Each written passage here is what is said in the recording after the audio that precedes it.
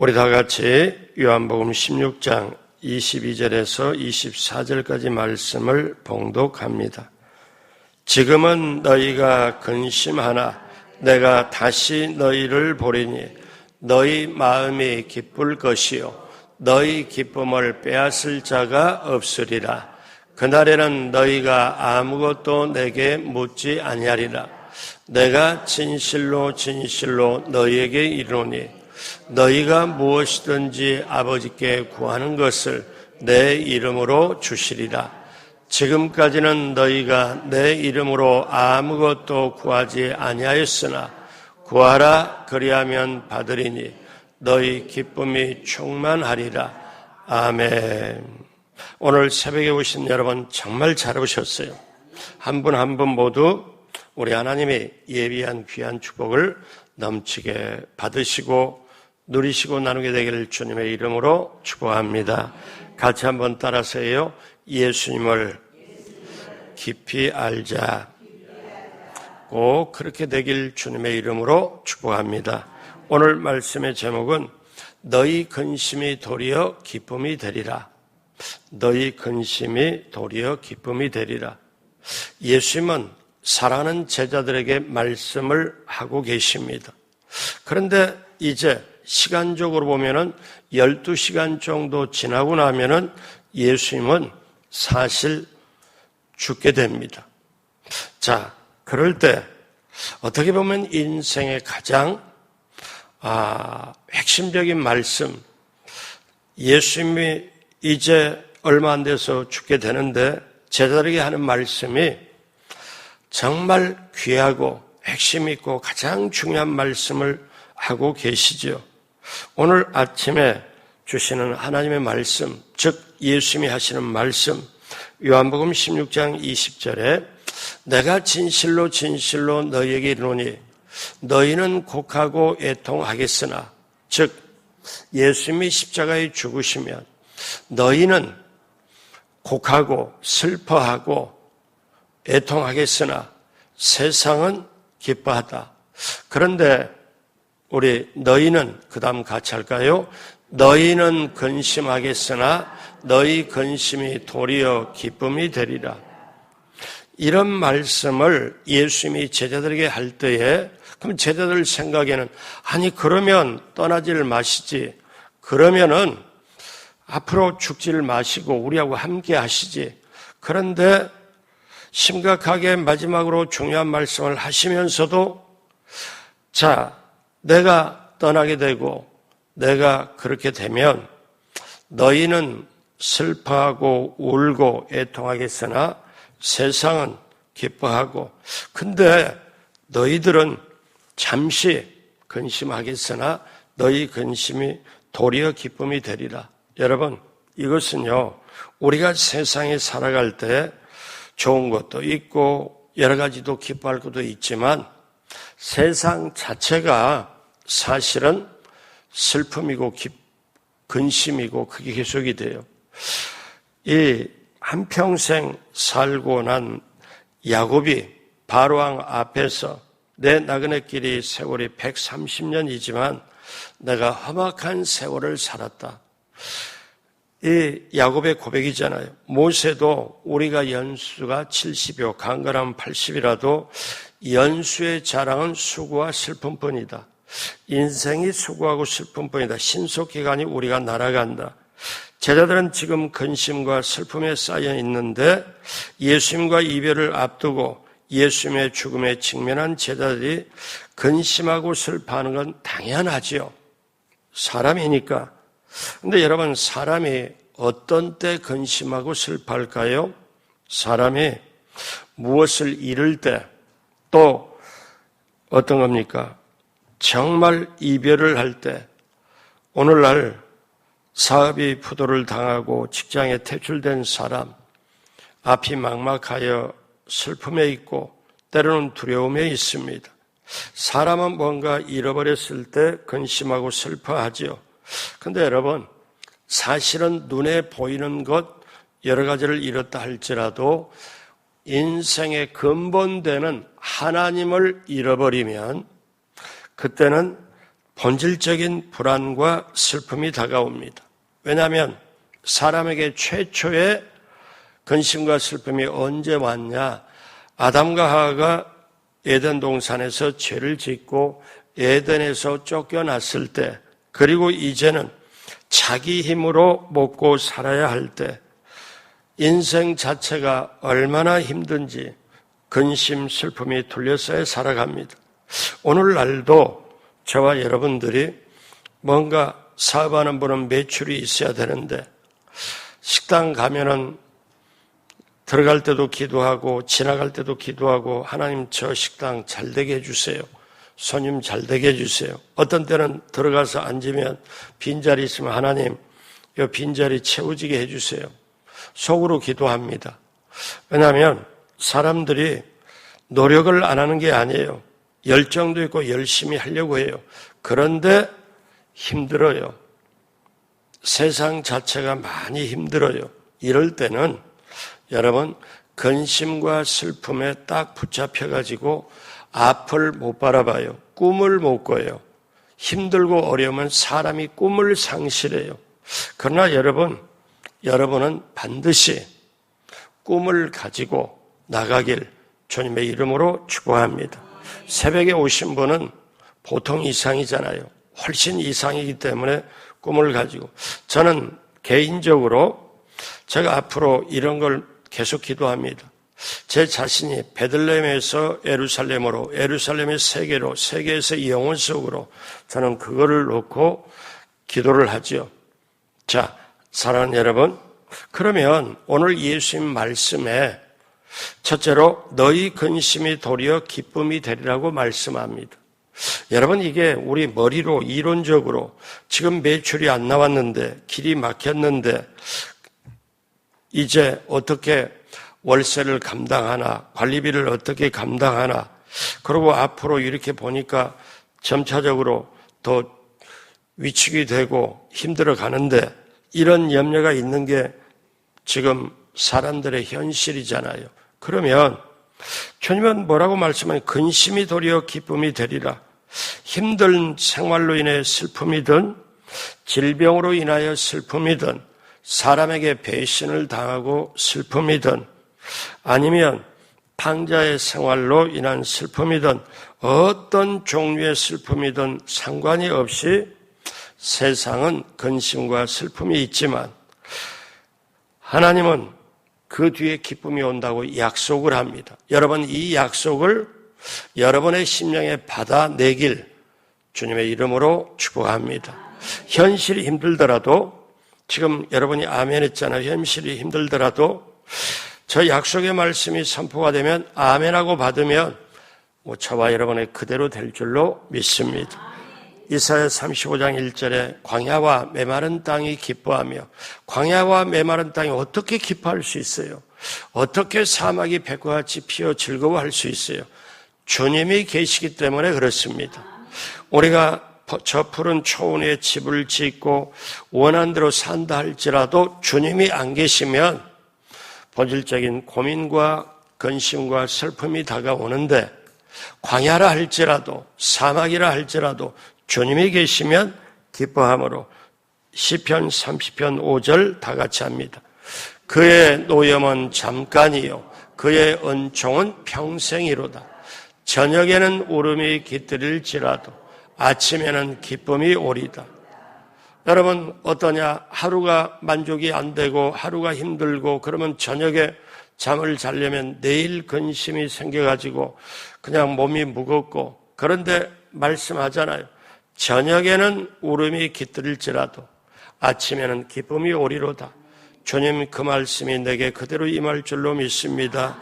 주님 감사합니다. 감사합니다. 눈 감고 모든 것을. 그래서 여러분 기가 막힌 게, 여러분 불교나 다른 데 보면은요, 사람이 잘못해서 죄를 짓고 들어가잖아요.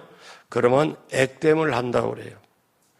근데 예수님은 기가 막힌 게, 우리 인생 자체가 수고하고 무거운 짐지고 근심 슬픔에 눌려 사는 게 인생인데, 예수님이 그거 액땜해라 절대 그런 말씀 안 해요. 너희가 스스로 해결해라. 그런 말씀 안 해요. 여러분, 오늘 말씀을 들으면서도 나를, 내 영혼과 내 몸과 마음을 만드신 분이 하나님이시고 그 하나님이 우리의 환경을 보기 때문에 저가 저를 아는 것, 여러분이 여러분을 아는 것보다 주님이 여러분을 더 잘 알고 계세요. 그러니까 어떠냐면 나를 만드신 분이 가장 잘 아시는 분이 이분이 뭐라고 그러냐면은 수고하고 애쓰고 근심 슬픔을 알아요. 그러면서 뭐냐면 수고하고 무거운 짐진 자들아 내게로 와라. 내가 너희를 쉬게 하리라. 쉼이 있어야 그 다음에 영혼육이 건강함을 되찾고 다시 일을 할 수가 있는데 저녁에 잠잘 때 깨고 또 깨고 그러면은 그 다음 요게 연속이 되면 계속 부실이 돼요. 몸에 데미지가 온다고 하죠. 주님이 수고하고 무거운 짐진 자들아 다 내게로 오라. 내가 너희를 쉬게 하리라. 감당할 분이기 때문에 그렇게 말씀한 거예요. 그러면 사실은 말씀이 나는 마음이 온유하고 겸손하니 내게 와서 배워라. 그리하면 너희가 쉼을 얻으리니. 여러분, 주님이 우리가 모시면은 주님이 내 안에 계시면 내가 주님과 함께 가면 우리는 당당하게 확실하게 승리하는 줄로 믿습니다. 이사야 61장 3절에 다 같이 보죠. 무릇 시온에서 슬퍼하는 자에게 화관을 주여 그 죄를 대신하여 기쁨의 기쁨으로 그 슬픔을 대신하며 찬송의 옷으로 그 근심을 대신하고 그들의 의의 나무 곧 야훼께서 심으신 그 영광을 나타낼 자라 일컬음을 받게 하려 하심이라. 아멘. 구약에 이렇게 말씀하잖아요. 그런데 예수님이 신약에 너희 근심이 도리어 기쁨이 되리라. 이 말씀을 하고 계시는 거죠. 자, 어려움을 만나 그런데 이렇게 그 죄를 대신하여 구약 사람들이 너무 슬픔하면 죄를 뒤집었어요. 자, 그런데 그 죄를 기쁨의 기름으로 슬픔을 대신하여 찬송의 옷으로 근심을 대신하시고 의의 나무로 하나님께서 해주시는 것. 그래서 시편 16편 11절에 다윗이 이렇게 고백합니다. 이건 우리가 외울 필요가 있어요. 같이 할까요? 주께서 생명의 길을 내게 보이시리니 주의 앞에는 충만한 기쁨이 있고 주의 오른쪽에는 영원한 즐거움이 있나이다. 주님께서 내게 생명의 길을 보이셨는데 주님 앞에는 충만한 기쁨이 있고 주님 오른쪽에는 영원한 즐거움이 있다. 이게 주시려고 예수님은 이렇게 말씀하시는구나. 그래서 오늘 요한복음 16장 21절에 예수님이 말씀하시다 예를 듭니다. 한 가지 예를 들어요. 16장 21절에 여자가 해산하게 되면 그때가 이르렀으므로 근심하나.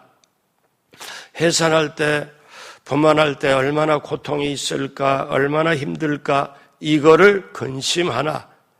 그런데 그 해산의 고통을 치르고 아기를 낳으면 세상에 난 사람 난 기쁨으로 말미암아 그 고통을 다시 기억하지 아니하시리라. 아이가 너무 이쁘니까, 너무 좋으니까 해산의 고통을 다 잊어버리고 또 다시 아기를 또 임신에 또 낳아요. 여기에 여성들이 많으니까 이 말씀이 맞을까요? 틀릴까요? 예, 이거는 여성만 대답할 수 있는 자격이 생겨요. 우리 장로님이나 안수 집사님 대답하기가 그렇잖아요. 왜? 예수님이 이 예를 듣는 거예요. 해산할 때 그거를 놓고 근심할 수 있으나 나중에 보니까 정말 기쁨으로 말미암아 그 고통을 잊어버린다. 그러니까 너희는 너희 근심이 도리어 기쁨이 된다. 이거를 말씀하면서 여자의 해산을 예로 지금 비유로 드시는 거예요. 예수님께서. 그러면서 뭐라고 하십니까? 요한복음 16장 24절 다 같이 합니다. 지금까지는 너희가 내 이름으로 아무것도 구하지 아니하였으나 구하라 그리하면 받으리니 너희 기쁨이 충만하리라. 자, 이렇게 말씀하시고 두 번째, 내가 다시 너희를 보리니 너희 마음이 기쁠 것이라고 말씀합니다. 제자들은 지금 두려움, 근심, 슬픔에 있습니다. 예수님이 떠난다고, 예수님이 죽으신다고, 그러면 우리는 뭐야? 우리는 어떻게? 도저히 이렇게. 그런데 주님 하시는 말씀이 너희 근심이 도리어 기쁨이 된다고. 제자들은 알쏭달쏭 이거가 말씀을 받아들이기가 힘드는데, 그 다음에 보니까 예수님이 하시는 말씀이 이건 또 뭐냐? 내가 다시 너희를 보리니 너희 마음이 기쁠 것이다. 이건 제자들이 참 이 말씀을 받아들이기가 힘들죠. 어떻게 예수님이 죽으신 다음에 슬픔이 더 크게 올 텐데 어떻게? 요한복음 16장 22절 다 같이 합니다. 지금은 너희가 근심하나 내가 다시 너희를 보리니 너희 마음이 기쁠 것이고 너희 기쁨을 빼앗을 자가 없으리라. 그러니까 이 말씀은 예수님이 뭐라고 이거는 염두에 두고 하시는 말씀. 내가 너희를 떠나고 이별이 있고 내가 죽음이 있는 다음에 내가 부활하고 다시 너희의 얼굴을 볼 것이다. 부활 이후에 너희의 얼굴을 볼 것이다. 십자가와 부활의 주님을 지금 말씀하고 있어요. 근데 제자들은 염려 근심에 붙잡히면 이게 안 들어갈 수 있잖아요. 그런데 이 상황 속에서 여러분 주님이 어떤 마음일까요? 주님은 진실을 말하고 있어요. 내가 이제 나중에 보면 요한복음 14장에 내가 가는 게 유익하다. 가서 성령을 보내리니 성령이 오시면 너희들과 함께 할 것이고 너희 속에 계시겠습니다. 이렇게 귀한 말씀을 하는데도 어떻습니까? 제자들은 쉽지가 않지요. 그래서 제자들은 어떠냐? 요 말씀, 내가 다시 너희를 보리니 너희 마음이 기쁠 것이요. 그러면 예수님, 부활하신 예수님을 보면 마음이 기쁠 것이라. 자, 주님 부활하실 천사를 통하여 부활을 확인하고 마태복음 28장 8절에 여자들이 먼저 보죠. 그 여자들이 무서움과 큰 기쁨으로 세상에 예수님이 다시 사셨다. 큰 기쁨으로 빨리 무덤을 떠나 제자들에게 알리려고 다름질할세. 여자들이 먼저 예수님 부활했다는 걸 알거든요. 자, 부활하신 예수님이 제자를 찾아왔을 때 요한복음 20장 20절에 이 말씀을 하시고 손과 옆구리에 보이시니 제자들이 주를 보고 기뻐하더라. 부활하신 주님 보고 기뻐하더라. 그러니까 오늘 요한복음 16장에 하시는 말씀도 똑같이 맞는 거죠. 내가 다시 너희를 보리니 기뻐하리라. 자, 이제 제자들이 부활하신 주님을 만나고 그리고 예수님은 승천하셨어요. 그때 제자들이 성령 받고 나서 어떻게 합니까? 사도행전 5장 41절에 사도들은 그 이름을 위하여 능욕받는 일에 합당한 자로 여기심을 기뻐하면서 여기가 예수님 전하다가 잡혀가지고 어려움을 당하고 매를 맞습니다. 그런데 매를 맞고 어려움을 당하는 걸 기뻐했다고 그랬어요. 이 힘이 어디서 나올까요? 예수님 다시 만난 거, 십자가 부활의 예수님 만나고 여기 사도행전 5장이잖아요. 2장에서 성령을 만나서 사도행전 13장 52절에 제자들은 뭐가 있을까요? 같이 합니다. 제자들은 기쁨과 성령이 충만하니라. 여러분, 그렇다면 사도 바울은 이런 고백을 합니다.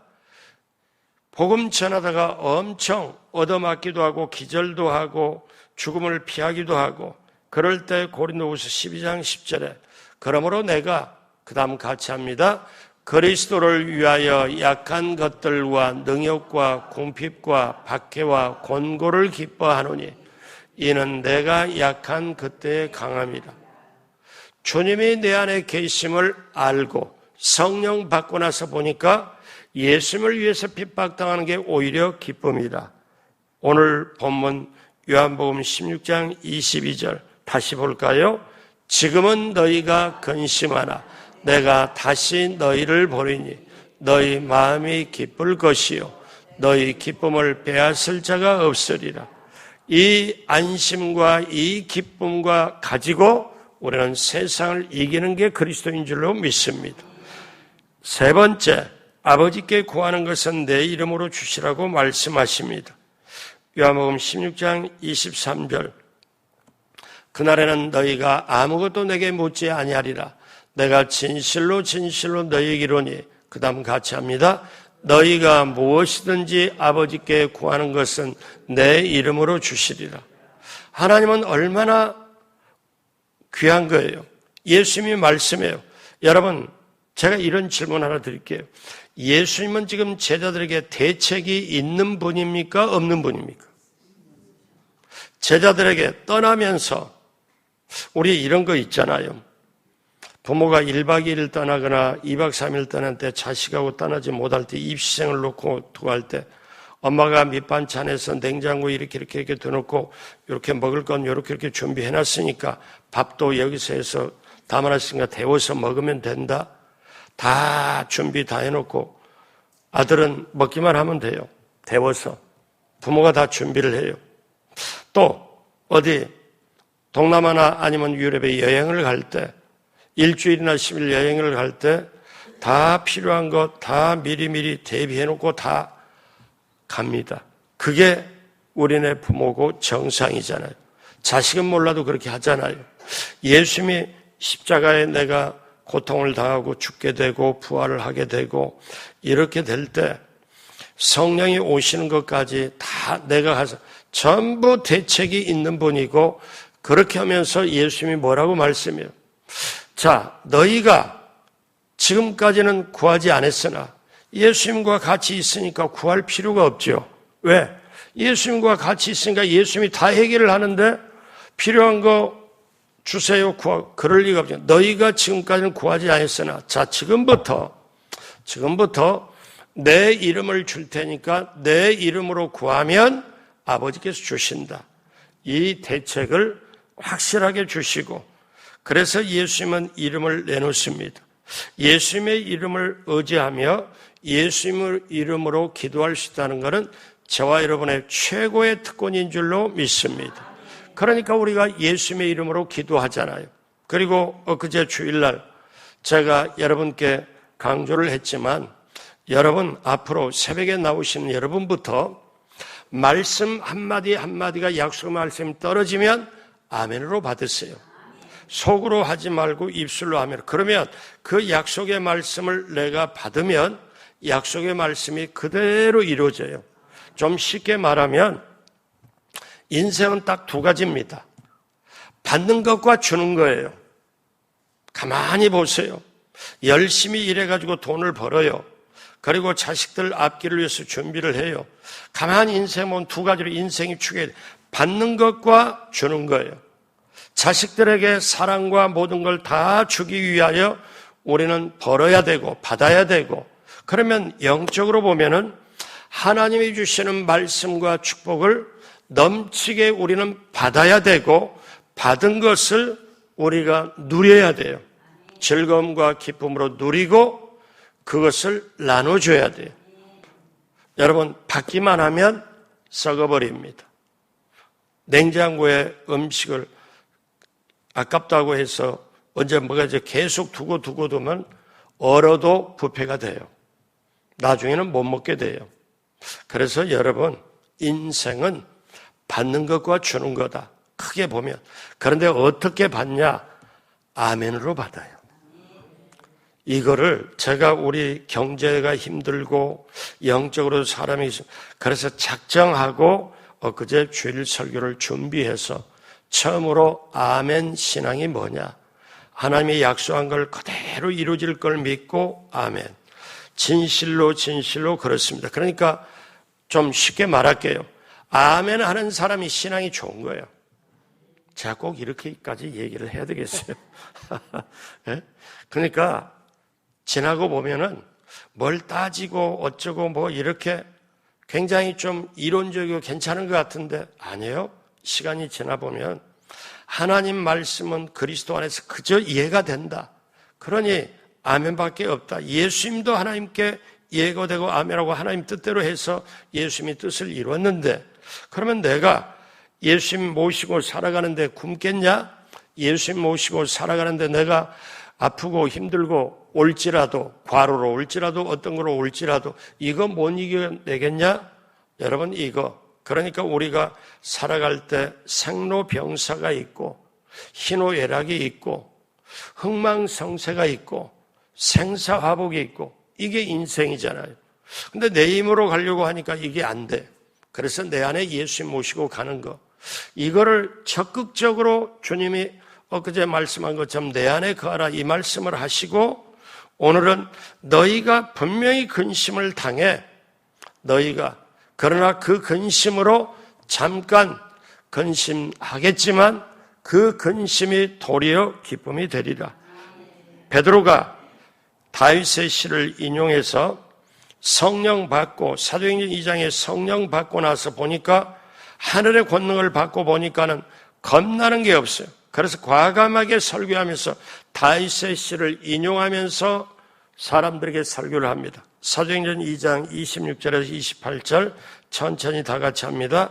그러므로 내 마음이 기뻐하였고 내 혀도 즐거워하였으며 육체도 희망에 거하리니 이는 내 영혼을 음부에 버리지 아니하시며 주의 거룩한 자로 썩음을 당하지 않게 하실 것이미로다.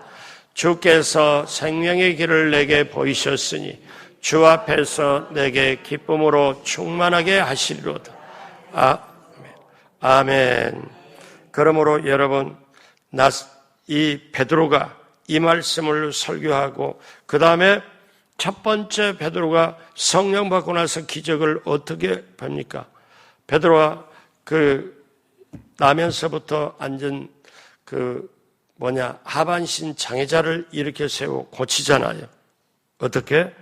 정말 주님이 주시는 그 기쁨을 가지고 성령이 함께한 걸로.